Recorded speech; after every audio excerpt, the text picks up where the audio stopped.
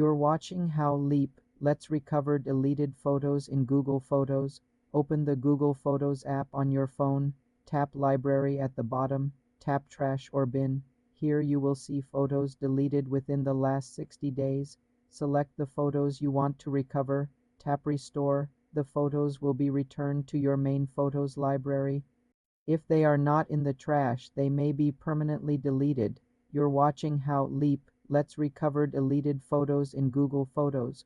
Open the Google Photos app on your phone, tap Library at the bottom, tap Trash or Bin. Here you will see photos deleted within the last 60 days. Select the photos you want to recover, tap Restore. The photos will be returned to your main Photos library.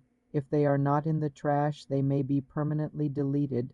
To prevent this, ensure backup and sync is enabled in Google Photos settings.